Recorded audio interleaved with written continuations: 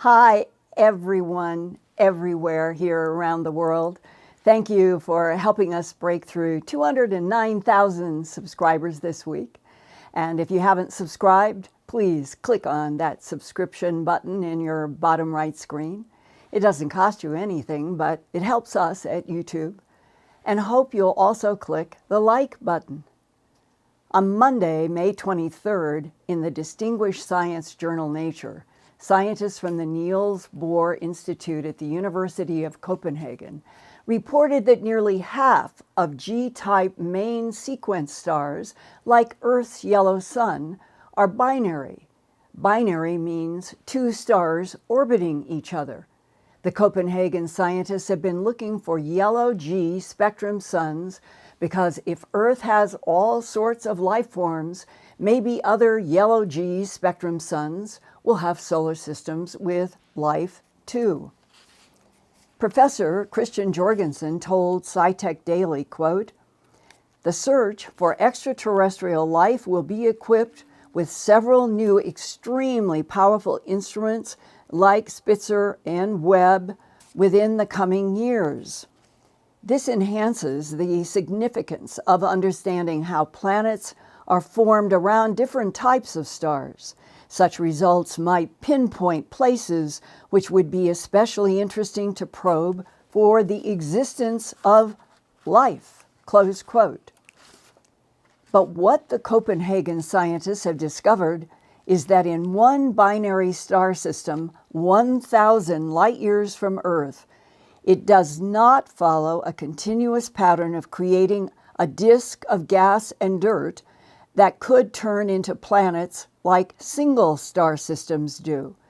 The scientists have discovered a strange cycle of binary stars in which one of the stars becomes 10 to 100 times brighter and hotter for maybe even a few thousand years before returning to its more normal state. Copenhagen's Professor Jorgensen says, quote, "These bursts will tear the gas and dust disk apart, and that might otherwise destroy the turning into planets and into a solar system.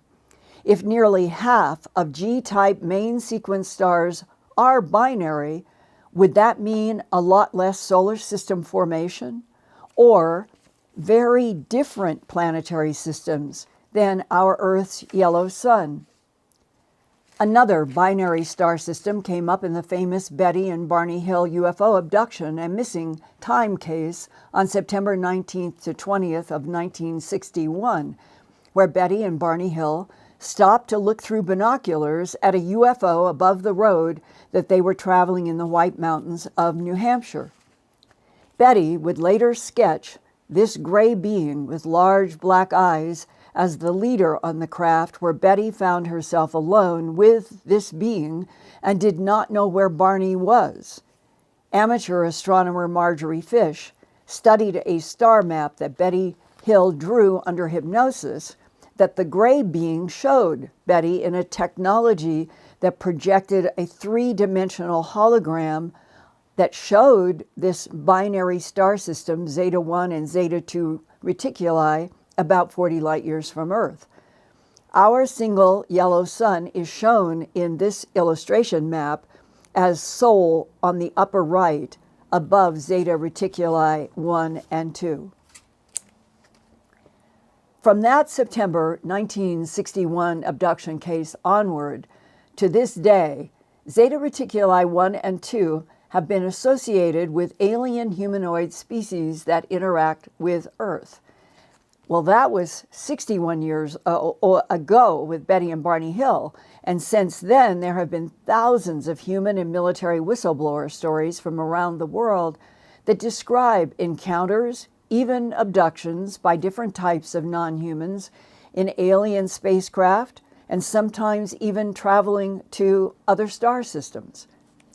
What did the United States government know about extraterrestrial biological entities in that year of 1961 when Betty and Barney Hill were taken by gray beings with large dark eyes that might have been a technology of lenses? Last week, I introduced the first 2 pages of an 11-page leaked document prepared by MJ-12 and about Project Aquarius, beginning with this top-secret executive correspondence on the subject of Project Aquarius Top Secret, a document prepared by MJ-12. I received these photograph pages in 2015 by hard mail, original source unknown. The next page says, TS, Top Secret Orcon, pro word, dance. Orcon means this document is classified top secret, and Orcon means only the originator may release the information. It contains 16 volumes of documented information collected from the beginning of the United States investigation of unidentified flying objects known as UFOs and identified alien craft known as IACs. The project was originally established in 1953 by order of President Eisenhower under control of NSC, the National Security Council, and MJ-12, the group brought together by Truman after the crashes in Roswell and the New Mexico in '47. And you can see that whole page in last week's May 18th Earthfiles podcast. But now I am continuing with a new page of this executive briefing.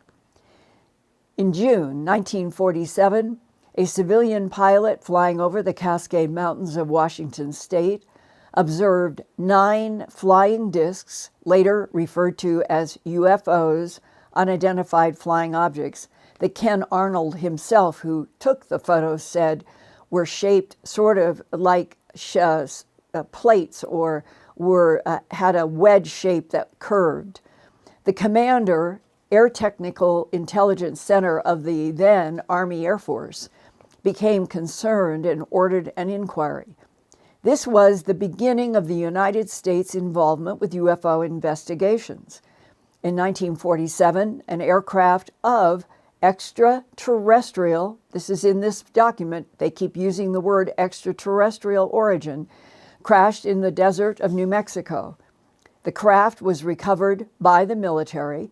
4 alien, non-Homo sapien bodies were recovered in the wreckage. The aliens were found to be creatures not related to human beings. See Attachment 1. Sadly, the attachments were not included in these photographs of this document to me. In late 1949, another alien aircraft crashed in the United States and was recovered partially intact by the military. 1 alien of extraterrestrial origin survived the crash. The surviving alien was male and called itself EBA, an acronym that our government used for the words extraterrestrial biological entity, EBA. The alien was thoroughly interrogated by military intelligence personnel at a base in New Mexico. The alien's language was translated by means of pictographs. I understand that the location for all of this was at Los Alamos. It was learned the alien came from a planet in the Zeta Reticuli star system, approximately 40 light years from Earth. EBA lived until June 18, 1952, when he died of an unexplained illness. During the time period that EBA was alive, he provided valuable information regarding space technology, origins of this universe, and exobiological matters. Further data is contained in Attachment 2, which we do not have. The recovery of alien aircraft led the United States on an extensive investigative program to determine whether these aliens posed a direct threat to our national security. In 1947, the newly created Air Force initiated a program to investigate incidents involving UFOs. The program was operated under 3 different code names: Grudge, Sign, and finally Blue Book. The original mission of the Air Force program was to collect and analyze all reported sightings or incidents involving UFOs and to determine whether the information could be interpreted as having any bearing on the security of the United States. Some information was evaluated with the idea of using the gained data to advance our own space technology and future space programs. 90% of the estimated 12,000 reports analyzed by the Air Force were considered hoaxes, explained aerial phenomena, or natural astronomical objects. The other 10% were considered legitimate alien sightings and/or incidents. However, not all UFO sightings or incidents were reported under the Air Force program. In 1953, Project Gleam, which became Project Aquarius in 1966, was a parallel reporting system for UFO sightings and incidents. Reports collected under Project Aquarius were considered actual sightings of alien aircraft or contact with alien life forms. Most reports were made by reliable military and Defense Department civilian personnel. In 1958, the United States recovered a third alien aircraft from the desert of Utah. The aircraft was in excellent flying condition. The aircraft was apparently abandoned by the aliens for some unexplainable reason, since no alien life forms were found in or around the aircraft. Well, I will offer that it was put there as a gift. In 1983, when I was working on the HBO documentary UFOs, the ET Factor, a military source told me about how the ETs in 1958 gave a gift, he called it, a fully functioning, extremely advanced craft that was set down in the southwest corner of Hill Air Force Base in Utah, 30 miles north of Salt Lake City. When a military unit approached the mysterious craft, they could see into the interior of the craft, apparently left open on purpose by the ETs. He said inside the craft were what looked like hockey pucks, levitating in columns of light that were rising and falling in the columns of light. Nothing about the craft was understood in 1958, except that extraterrestrials had deliberately set the craft down at Hill Air Force Base, powered up and functioning, but the human military and scientists had no idea what they were looking at. I understood back then that because no human knew how to move or fly the craft, the powers that be decided to build a hangar building right around the craft where they found it.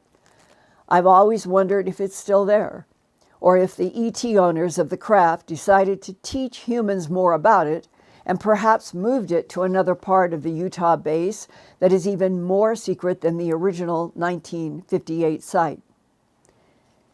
The aircraft was considered a technological marvel by United States scientists, according to Project Aquarius.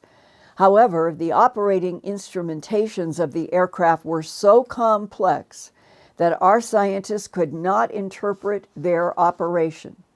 The aircraft was stored in a top security area and analyzed throughout the years by our best aerospace scientists. The United States gained a large volume of technological data from the recovered alien aircraft. A detailed description and further information regarding the aircraft is explained in Attachment 3, which I wish we had. If anybody has it, send it to me and I'll share it with you.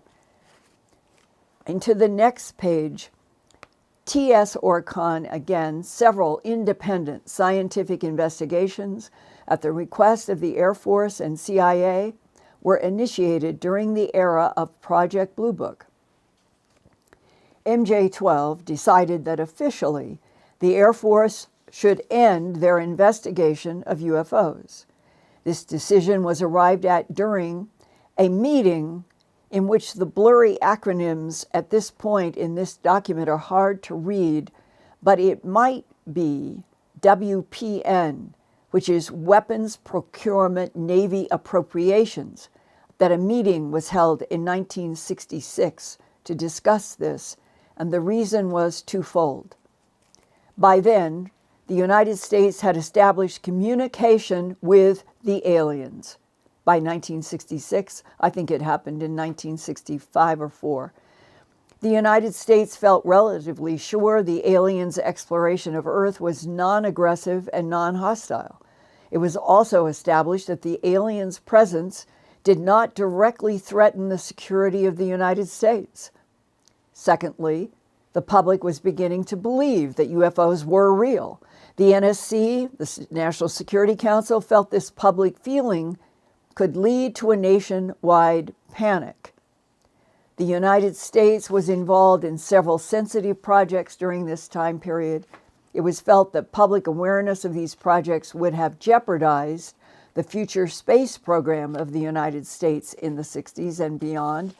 Therefore, MJ-12 decided that an independent scientific study of the UFO phenomena would be needed to satisfy public curiosity. The final official study of the UFO phenomena was accomplished by the University of Colorado under Air Force contract. The study concluded that sufficient data did not exist that would indicate UFOs threatened the security of the United States. But for real researchers, real scientists, real military, they completely disagreed and felt that the Condon Committee had done a service for the Air Force, but not for the American public. The final conclusion satisfied the government and allowed the Air Force to officially step out of the UFO investigating business, close quote. But if all was peaceful, why wouldn't our government in 1966 or any other year just tell us the truth that we're not alone and this universe is teeming with other intelligences? When the Air Force officially closed Project Blue Book in December of 1969, Project Aquarius continued operation under control of NSC MJ-12 secretly. The NSC felt investigations of UFO sightings and incidents had to continue in secrecy without any public knowledge. The reasoning behind the decision was this: if the Air Force continued its investigation of UFOs, eventually some uncleared and unbriefed Air Force or Defense Department civilian officials would obtain the facts behind Project Aquarius. Obviously, for operational security reasons, this could not be allowed. In order to continue the investigation of UFO sightings and incidents in secrecy, investigators from CIA, DCD, and MJ-12 were assigned to military and other governmental agencies with orders to investigate all legitimate UFO IAC sightings and incidents. CIA/DCD is the CIA's data center dynamics that tracks, collects, and analyzes information about foreign governments, corporations, and people. These agents are presently operating at various locations throughout the United States and Canada. All reports are filtered either directly or indirectly to MJ-12. These agents are collecting reports of UFO IAC sightings and incidents occurring on or near sensitive governmental installations. Note, aliens have been extremely interested in our nuclear weapons and nuclear research. Many reported military sightings and incidents occur over nuclear weapons bases. The aliens' interest in our nuclear weapons can only be attributed to the future threat of a nuclear war on Earth. The Air Force have initiated measures to assure the security of the nuclear weapons from alien theft or destruction, and MJ-12 feels confident the aliens are on an exploration of our solar system for peaceful purposes.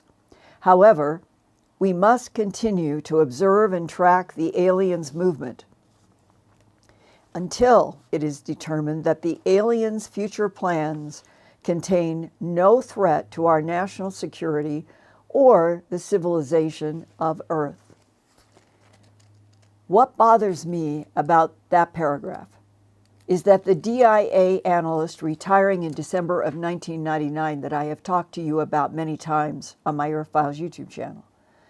He organized a meeting with me through a World Bank associate, stressed that his work was to analyze and monitor 3 competing and in conflict extraterrestrial species that had been fighting over control of Earth for at least 270 million years, not 5,000 years. There are so many government policies of denials and flat-out lies about what has happened between extraterrestrial beings and our government and other governments since World War II that it's difficult sometimes to separate facts from CIA, DIA, NSA political strategies.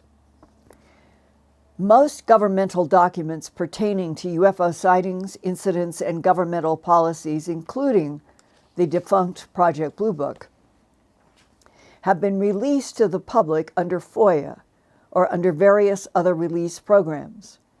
MJ-12 felt the remaining documents and information outside or not relating to Project Aquarius, but relating to technological facts regarding alien medical matters, the fact that an alien was captured alive and survived for 3 years under secrecy cannot be released to the public for fear the information would be obtained by all caps SHIS.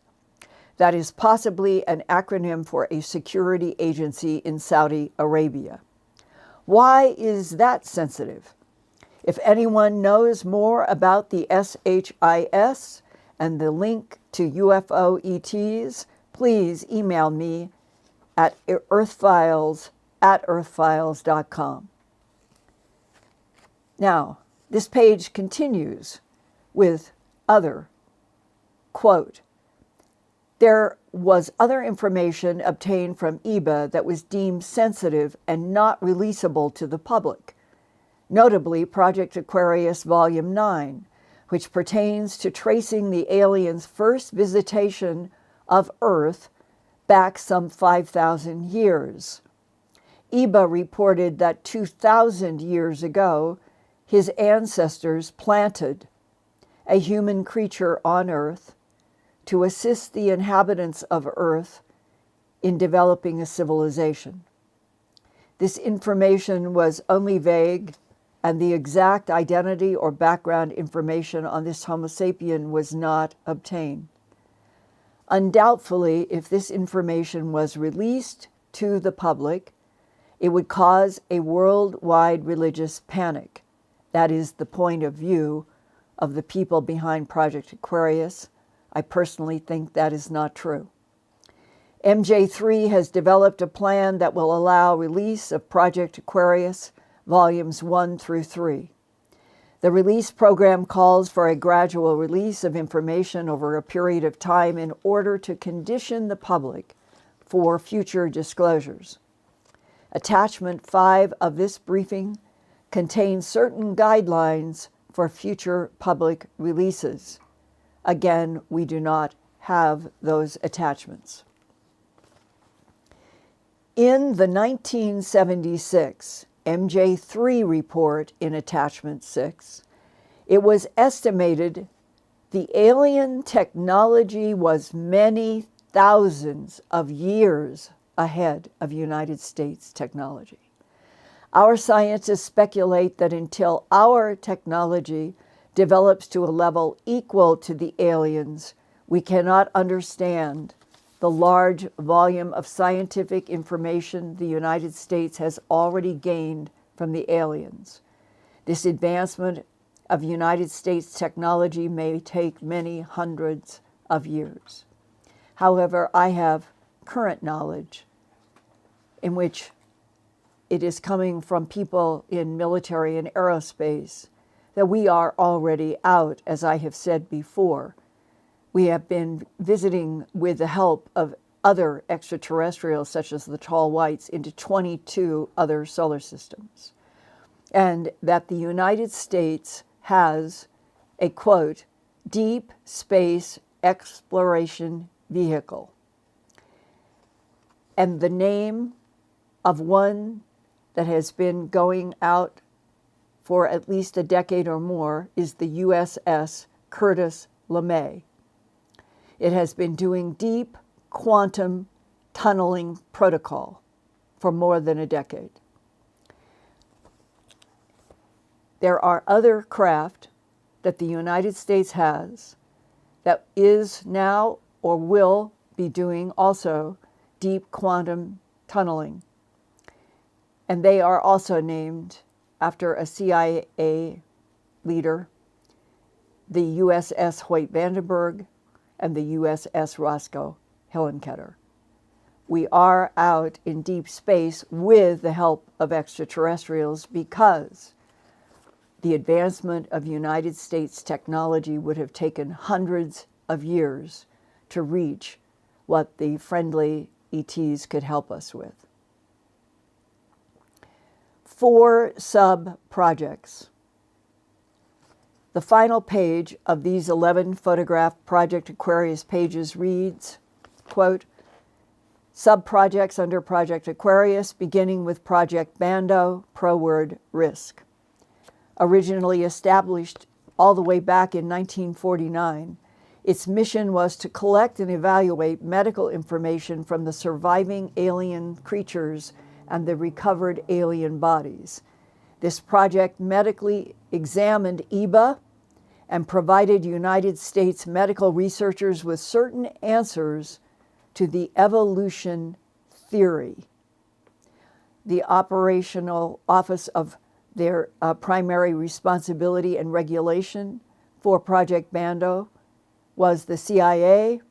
It was terminated in 1974, but I know it relates directly to the document I was shown at Kirtland when I was working on the HBO documentary that said these extraterrestrial biological entities manipulated DNA in already evolving primates to create Homo sapien.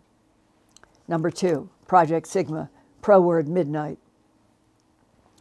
Originally established as part of Project Gleam in 1954, became a separate project in 1976. Its mission was to establish communication with aliens. This project met with positive success when in 1959 the United States established primitive communications with the aliens or ETs. On April 25, 1964, a U.S. Air Force intelligence officer met 2 aliens at a prearranged location in the desert of New Mexico. I understand it was near Holloman Air Force Base, and I was shown material about this when I was working on the Home Box Office special back in 1983. The contact lasted for approximately 3 hours. Based on the aliens' language given to us by EBA, the Air Force officer managed to exchange basic information with the 2 aliens. This project is continuing at an Air Force base in New Mexico. It is operated under MJ-12 and NSA and is probably or could be Holloman Air Force Base near White Sands. Number 3, Project Snowbird, pro-word CETUS. Originally established in 1972, its mission was to test fly a recovered alien aircraft. The project is continuing in Nevada, and the operators are U.S. Air Force, NASA, CIA, and MJ-12. 4, Project Pounce, pro-word Dixie. Originally established in 1968, its mission was to evaluate all UFO IAC information pertaining to space technology. Project Pounce continues under the operation overseeing of NASA and the U.S. Air Force. Colonel Steve Wilson, U.S. Air Force retired, was former head of Project Pounce, the secret Air Force project to secure the area of downed UFOs and seize the craft and its occupants. Beyond these facts, there is the huge question: why Do any extraterrestrial civilizations have vested interest in humans on Earth and Earth life here? And that big question I'll be talking about with Whitley Strieber, Alan Steinfeld, and Kimora Jones in a new 5-part series entitled Making Contact, about the new realities of disclosure and cosmic awakening. It will be on Thursdays in the month of June, beginning on June 2nd to June 23rd.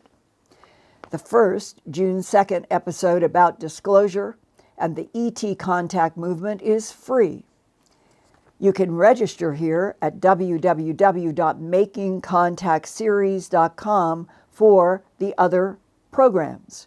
Speakers include me, Linda Moulton Howe, Whitley Strieber, Nick Pope, Daniel Sheehan, Dr. J.J. Hurtak, and Dr. Desiree Hurtak, Stephen Bassett, Mary Rodwell, Carolyn Corey, Travis Taylor, David Mason, Adam Apollo, Marina Seren, and Kimora Jones. After the first free episode on June 2nd, the next 4 episodes are Deep Dive Disclosure with Investigators and Insiders, 3, UAP, UFO Technology and the New Cosmology, 4, The Soul and Secrets of the ET Presence. What do they really want?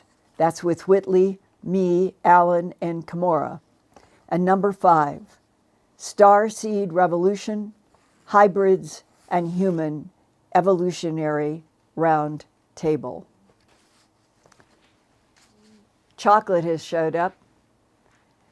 I may not do that very often, but I felt like it was important, given what happened at that first phony public hearing at the congressional hearing, and that subsequently people are throwing up their hands. I wanted to at least report to you from one document, as far as I'm concerned, is absolutely legitimate and was photographed. As I shared with you a couple of weeks ago, the booklet put together from photographs of the Psalm 101 document. I consider both of these documents so important. And you tell me, you guys, do you see any reason why the Secretary of State, the Secretary of Defense, the President of the United States, the Chairman of the Joint Chiefs of Staff, why they can't stand up in television today and do a report about all of the projects from the 1940s on? They could even have a program that did it live. We're now going to share with you the whole history. We're going to share with you all of our concerns, because there still is this big question. If the DIA guy who talked to me in December of 1999 is correct, Earth has always been in play, in conflict with different beings.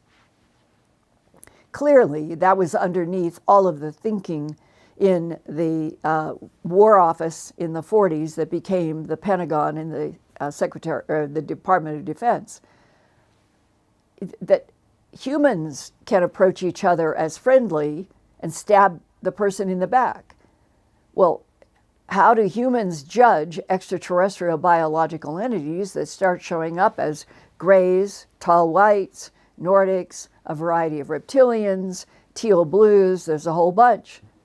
How do you know what you're dealing with? What do you know is the bottom line agenda? And that comes to what I still feel is one of the most important questions that everybody should be asking. Why are extraterrestrial biological entities from 22 or 168 civilizations at this end of the Milky Way galaxy, and there are 3 trillion galaxies, why do they have vested interest in Homo sapien and other life on this particular planet? I find that to be a profoundly important question, especially when it was only a month or so ago that I received information. I'm not certain of source, but it's worth sharing because of the interest in Earth, that one of the reasons for the animal mutilations, which have been going on for a very long time, is that there are certain androids or biologicals that have been created as clones to do work for, we'll call them the prime intelligences. The prime intelligences don't have to come here and muck around and deal with animals in pastures. They make their biological androids or biological AI that do the work on the earth, and then they receive it.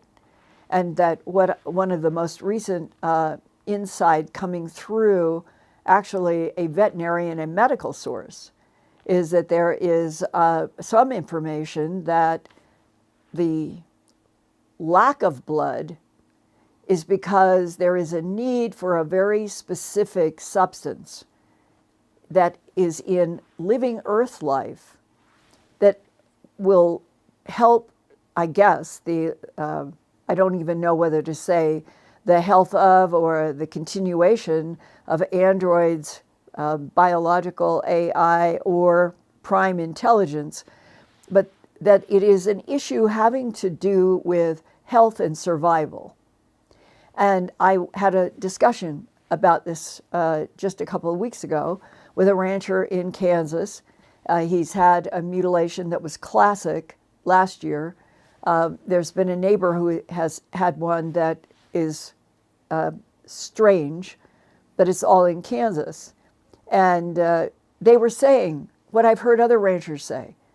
If we've got extraterrestrials in the universe and they need stuff here from Earth, well, let's set up a barter system. They can pay for 100 cows a month or whatever it is that they need. The government of the United States comes up with some kind of a trade currency and we'll all get along, and we can grow for humans, we can grow for tall whites, we can grow for grays, we can do whatever they want. But stop with the secrets, stop with the mystery. Just tell us straight out what is going on, and then we all could make maybe some more intelligent decisions about what it is that we're doing on this planet that is denying all of this information from humanity. It's crazy. And the idea is that people are going to panic over religious issues, over whatever the issues.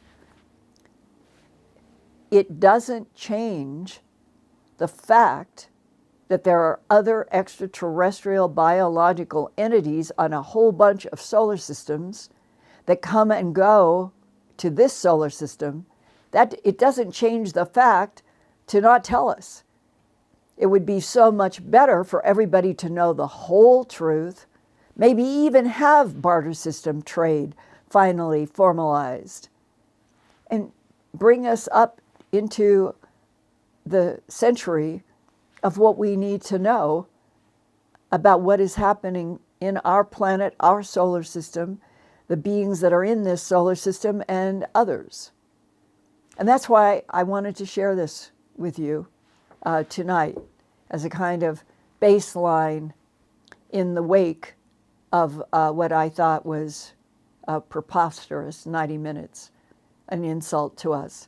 I heard Lou Elizondo in an interview say that he thought that the 90 minutes was still conceding that it was worth discussing the possibility of extraterrestrials, and it was worth talking about advanced technologies that have been recorded. And I would probably agree, but we are so far past being told the whole story at a time when our planet seems to me to be careening to really critical stages.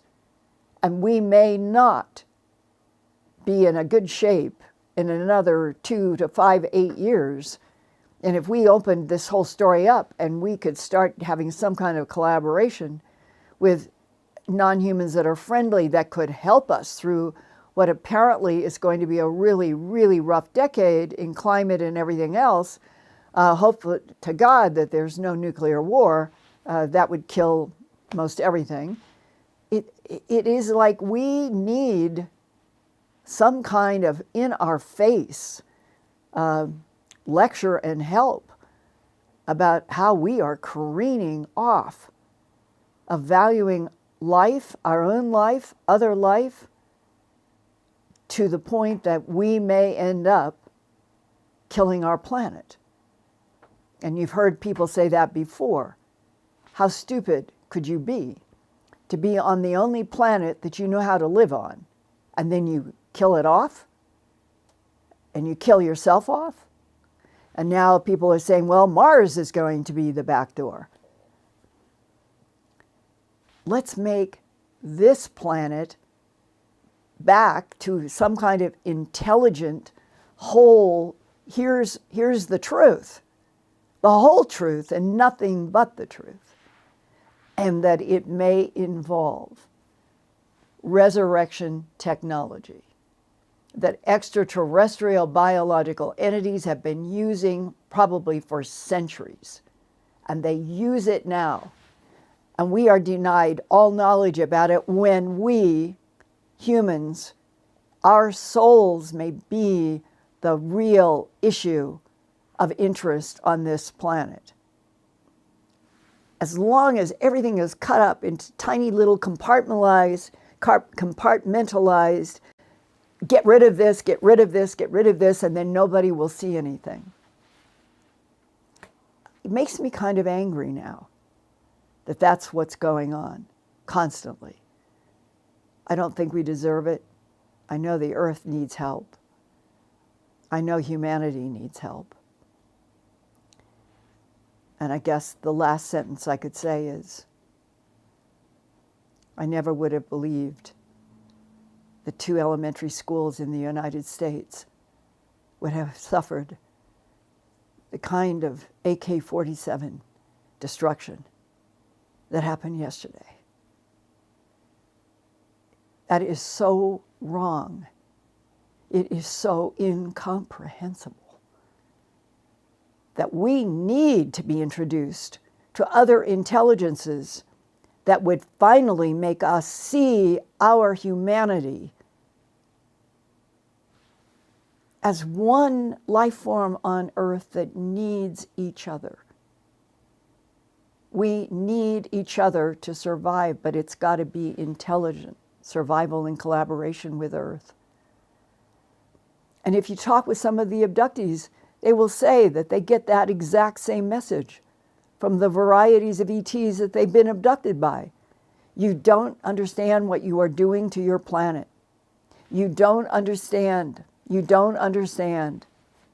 Haim Eshed, in the book that he did about his biography, but with that "We Are Not Alone in the Universe" epilogue, he basically said, it isn't the humans who have been dragging opening it up so much as the ETs, who don't think that we are up to the open task and mind for everybody to be open to the ETs that do exist, that are based on this planet, or based in this solar system and beyond.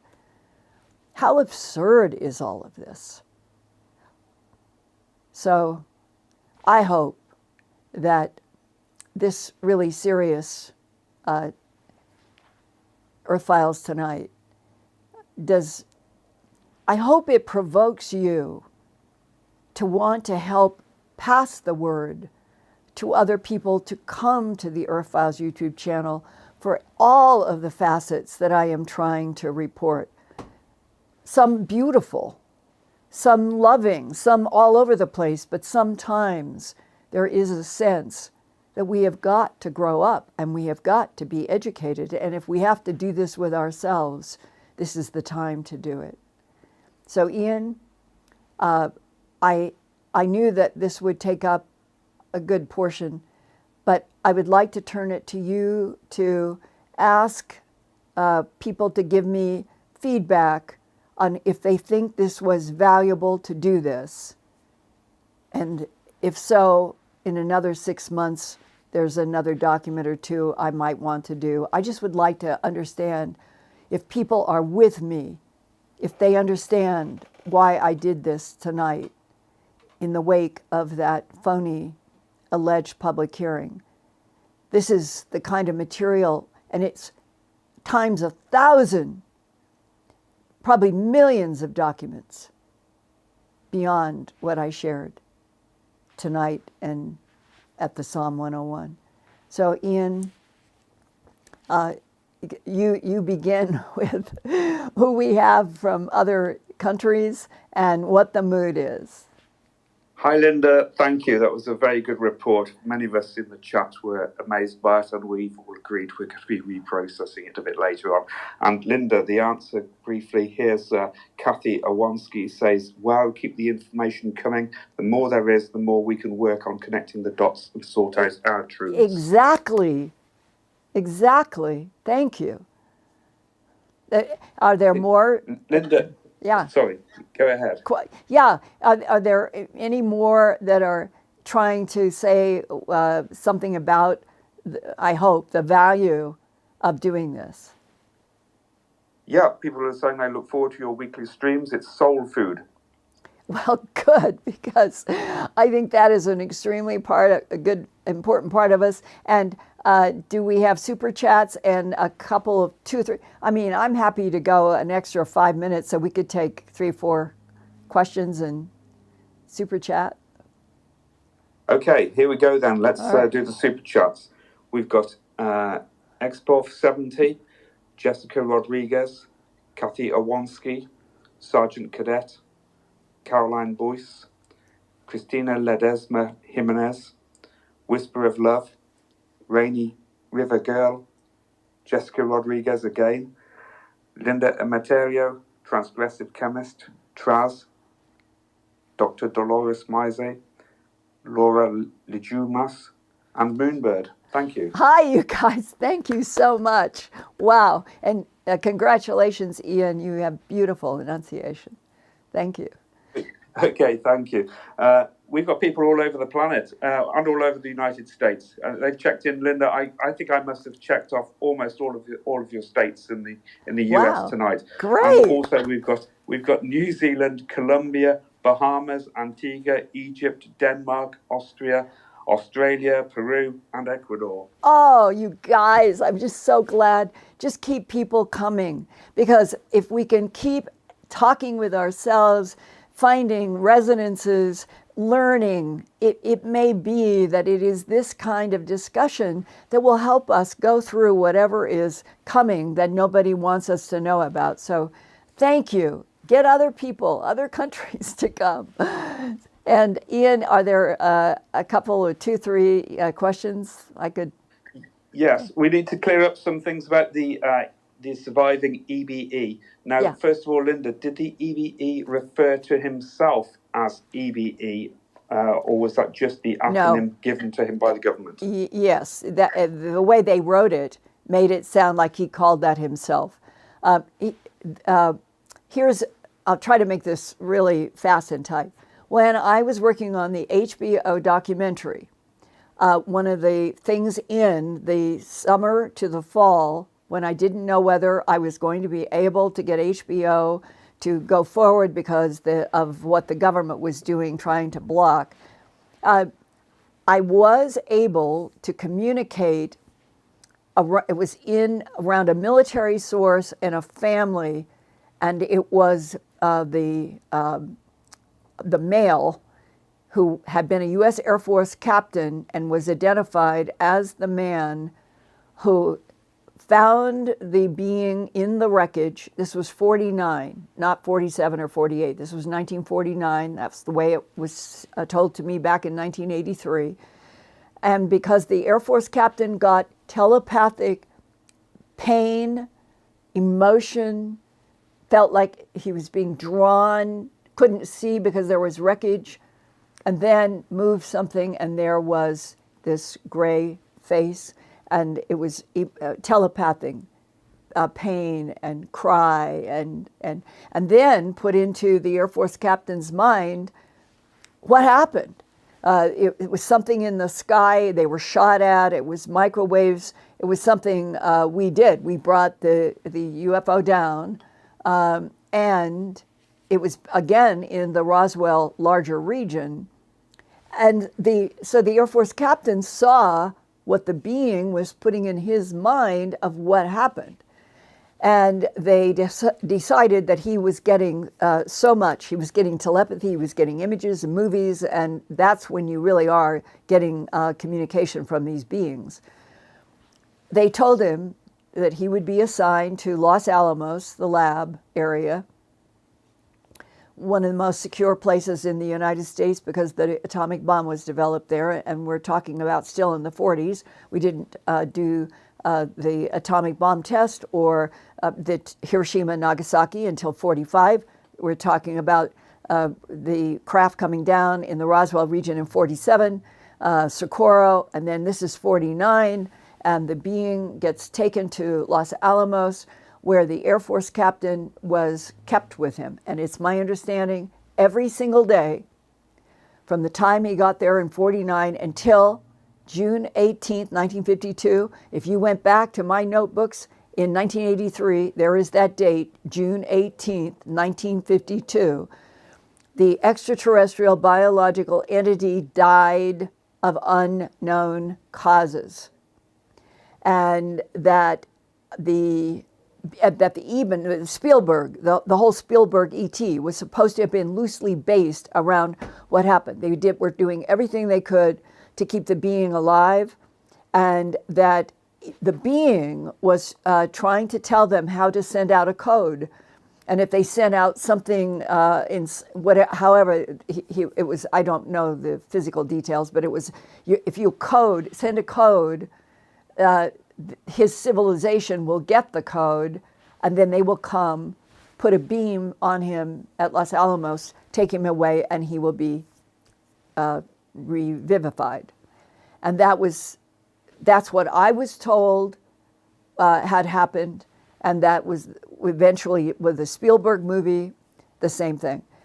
So extraterrestrial biological entity is a phrase that they started using definitely as early as the Psalm, I think the Psalm 101, and it was made into that acronym, EBA.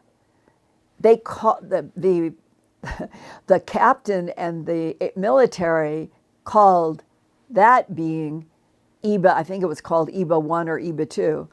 And that is how it got that name, not that it said, I am EBA. No.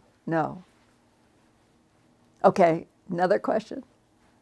Okay, did EBE tell us anything else that pertained to reincarnation or the afterlife? You're remembering and quoting what I said, I mean, it was last week or 2 weeks ago, and that is the only in a list of 99 questions that I was able to submit. That was the only question specifically, it's my question, is reincarnation real? I was asked or allowed to send questions. And then it came back to me with inked notes. And that was that question. Wow, if I had been able to go and see him, in addition to what it felt like, the telepathy that he did from 49 till the being died in June 18, 1952. What did it feel like? What did he learn about this civilization? What did they show him of their planet or planets? Because as far as I know, the Ebens have multiple genetically created life forms on a whole bunch of planets. They do all kinds of genetic experimentation, and they will populate an entire planet of one experiment. And so the idea that the Ebens, in answer to my question, said reincarnation, the recycling of souls, is the machinery of this universe. It lifted it from a question on a planet to something that I've always thought a lot about and feel it is a profound insight into what is truly important and that we humans have been taught some things in religious categories, but it's more like Bohm. He's closer. All mass is frozen light, or like in the Nag Hammadi, the thought that dwells in the light is the reality underpinning everything. And we have not really been taught that as an evolving species. It's been more personalized about in a strange way. And it may be that Eben, which I remember asking a question back in '83, why couldn't the Eben have healed itself when I was already getting exposed to what the Ebens could do to some humans? And the answer was they had no idea what had happened. And neither apparently did the being, except one of the sentences was, it's in my notebook, if you can get me into the beam, that a craft could come and put a beam down on the Eben, he could be instantly, miraculously returned to good health, and that there were efforts to do that. And I don't understand why. I really don't understand why there was not a completion, why that being was allowed to die, because the Ebens, as I understand it, have been coming and going on this planet way longer than 5,000 years. And they must have known. And maybe it's the kind of thing where the Ebens think those humans need to learn a lot more about X, Y, and Z. So in this case, we'll allow the being to work with telepathy, and whatever happens, happens, and we're not going to intervene or interfere. But that's speculation. I have no idea. What about one last question, Ian? Okay, I'll get you a last question in just a moment, but you asked for feedback. Rainy River Girl says, yes, Linda, this is very valuable, and I so appreciate what you're sharing with us. Don't stop. And Wayne Isaac says, love this show immensely. Please keep doing this type of show. Okay, Linda, just one quick question then here. We've still got to tidy this up. Is EBE anything to do with Skinny Bob? Or was that another reference to EBE? It is an excellent question. I have asked that myself, that very question, to, let's just say, people in military know. The Skinny Bob film strikes me as real. I know that the pundits throw mud and attack, and it was some I don't think so. I think that the Skinny Bob is real, which then makes some of what was supposed to be his voice somehow translated or recorded or something in English through some technology that they did under the Skinny Bob's guidance. I'm really not sure, but that voice, some of the sentences I thought were profound, and I wanted to know so much more, and that it is terrible that we are so uneducated that people can get on the net and throw mud at something they know absolutely nothing about. And then, because that has happened, then people stay away. When I think Skinny Bob definitely has the pear-shaped head like this, and has that rounded chin. It is not the pointed chin of Whitley Strieber's book, and they are supposed to be very different. The Eben, which is in the 4 to 5, maybe 6 at the tops, they are supposed to have the pear-shaped heads.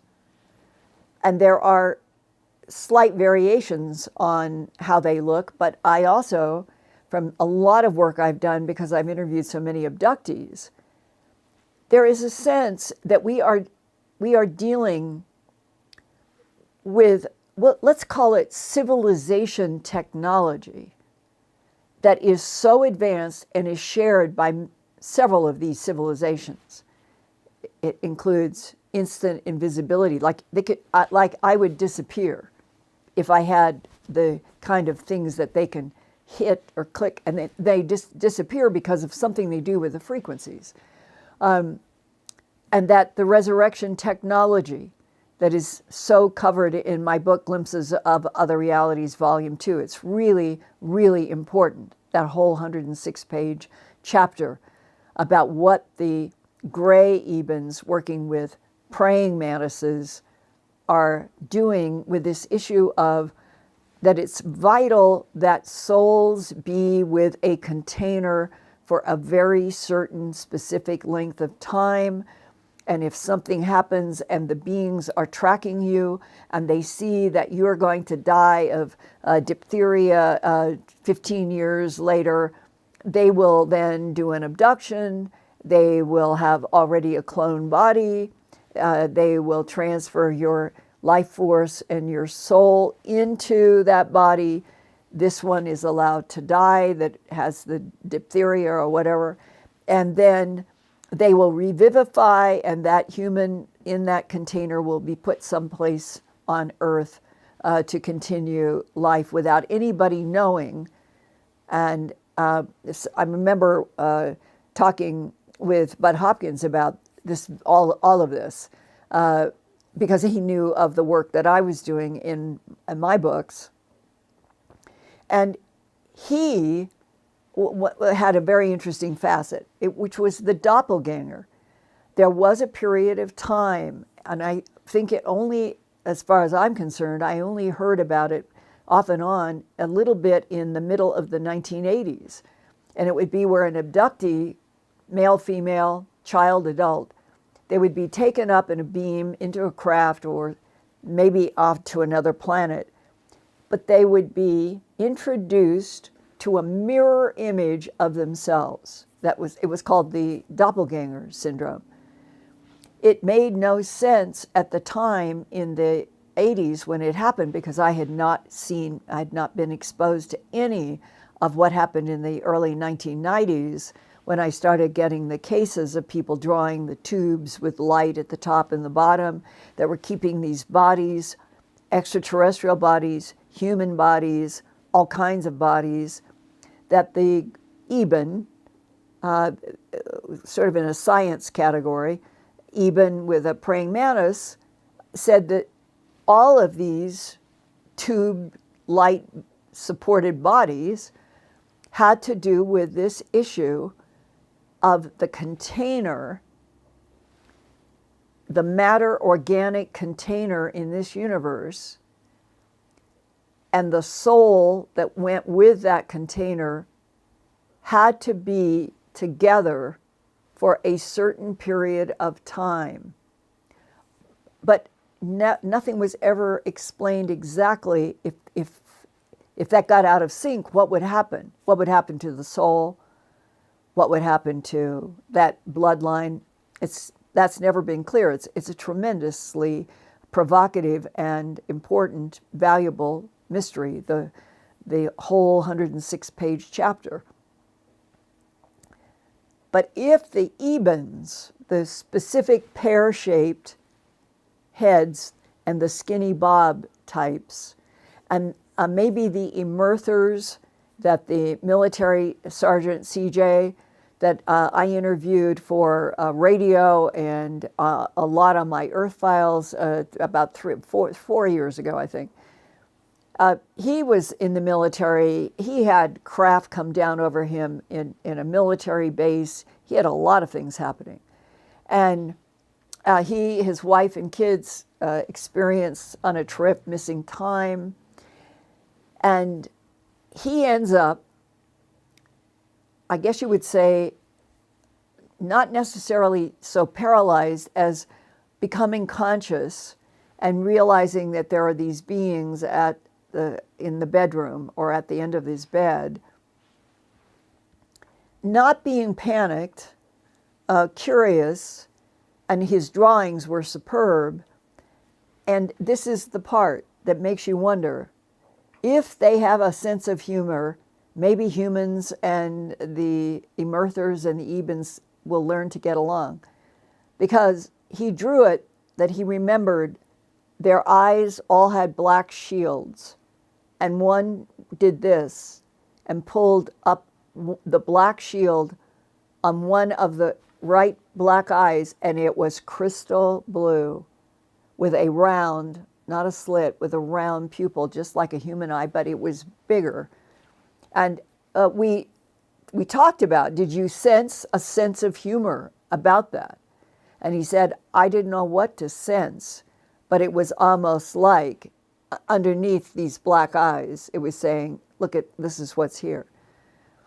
So it's so complex, but I find the complexity to be as exhilarating as thinking about if we could get past where we could have some kind of two-way street between humanity and, say, beings like tall whites openly. Maybe they don't want to bother with us because we are such babies, but maybe they're invested in the Earth, and to be vested in the Earth's survival, currently you have to be vested in humans. Maybe that's why the tall whites pay attention. But clearly, they can tunnel through space. They can go 50 light years in 5 Earth days. They do it. And we are being kept in the context of maybes and ifs, and how does something suddenly do 90-degree angles, and, well, it doesn't prove it's extraterrestrial. Well, it's just like nonsense talk. Let's move on to real descriptions of real beings, real complexities, trying to understand what is really, really happening. And Ian, on that note, unless you have one more comment from somebody about tonight, before we can go off the air on that comment. Here's a comment to finish on. Shirley Parker says, absolutely needed this briefing from you, Linda. Soul food, definitely. Your bravery and work in research to get all the info you do is amazing. Grateful for the truth, finally. Thank you. Thank you. Everybody, don't give up. Never give up. I will see you next Wednesday, and I love you guys. Hang in there.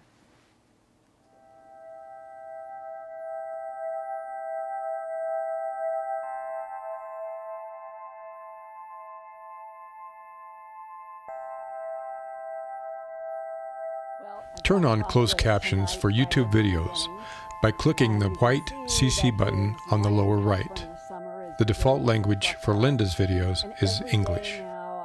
If you would like to see the captions in another language, click on the white settings button next to the CC button. Select Subtitles CC, and then select Auto Translate. Select a language, and the captions will now appear in that language. Sort of gone through, and they will hold their heads. I never had a cat do that before. And they'll pull against the comb, helping me get out snarls. And I think it's the best they've ever been.